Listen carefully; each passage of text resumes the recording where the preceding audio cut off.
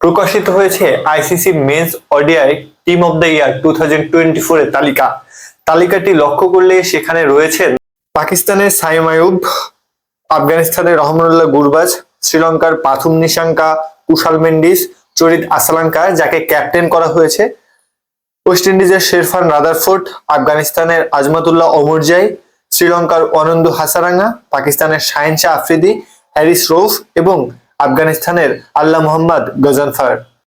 ICC men's ODI player of the year হয়েছেন আফগানিস্তানের allrounder Azmatullah Omarzai.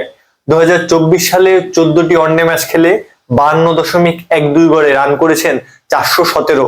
আফগানিস্তানের হয়ে ওই বছরের দ্বিতীয় সর্বোচ্চ রান সংগ্রাহক তিনি।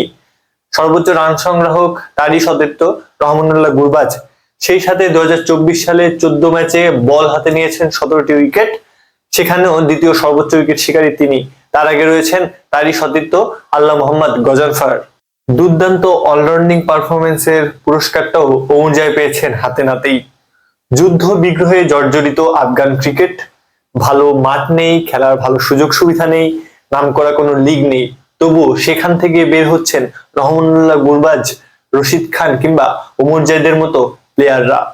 গেল বেশ কিছু বছর ধরে দৃশ্যমান উন্নতি করেছে আফগানিস্তানের ক্রিকেট। বড় বড় ফ্র্যাঞ্চাইজি লিগগুলোতেও আফগান ক্রিকেটারদের চাহিদা বেড়েছে ব্যাপক পরিমাণে।